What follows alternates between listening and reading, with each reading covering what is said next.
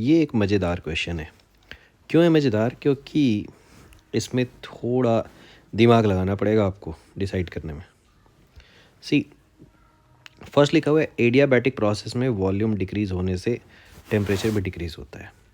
तो इसको तो आप हमेशा ऐसा देखा करो, इसके दो मेथड से इसको डिसाइड करने के। वैसे तो फिर एक मेथड मैं बताऊंगा जिसको आपको फिजिक्स जानने की भी ज़्यादा ज़रूरत नहीं है। Delta Q equal to del U plus del W है। एडियाबैटिक का मतलब डेल्टा क्यू क्या है बच्चों? ज़ीरो। सो डेल्टा यू की वैल्यू क्या होगी? माइनस डेल डब्ल्यू के इक्वल। अब इसमें लिखा है वॉल्यूम डिक्रीज़ हो रहा है। वॉल्यूम डिक्रीज़ का मतलब वर्क डन हो गया नेगेटिव।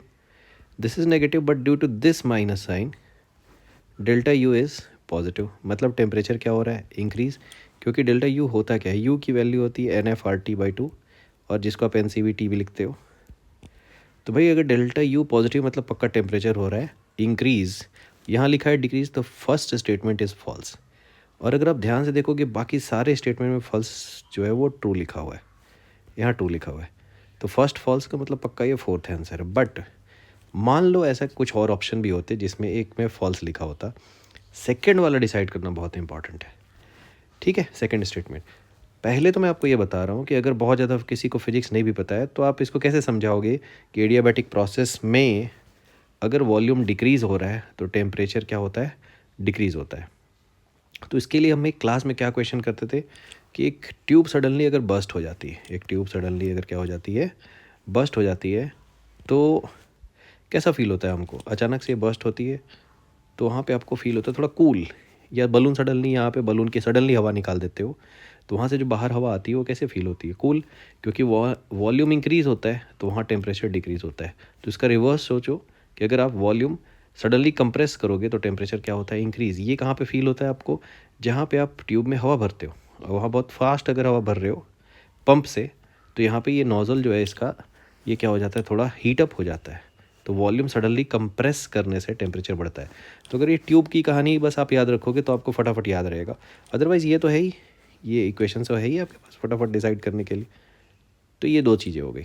अब आते हैं हम लोग इक्वेशन 2 जो है वो ट्रू है या फॉल्स है। वैसे तो उसकी ज़रूरत नहीं है डिसाइड करने के लिए, बट देखते हैं उसको। वो मज़ेदार क्वेश्चन है क्योंकि वो ठीक है।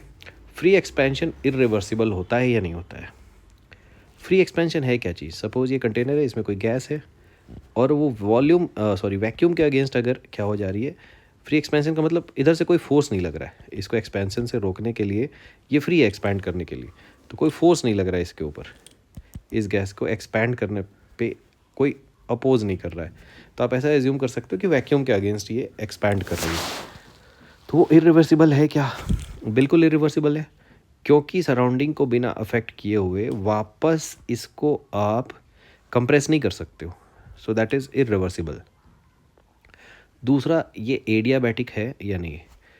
तो भाई बाहर तो वैक्यूम है, तो इसको हीट मिलेगी कहाँ से? हीट एक्सचेंज तो अभी भी हुआ नहीं है, इसका मतलब ये एडियाबैटिक है। तो इसका मतलब सेकेंड स्टेटमेंट करेक्ट है। तो इसमें इंपॉर्टेंट चीज़ क्या सीखने को मिली?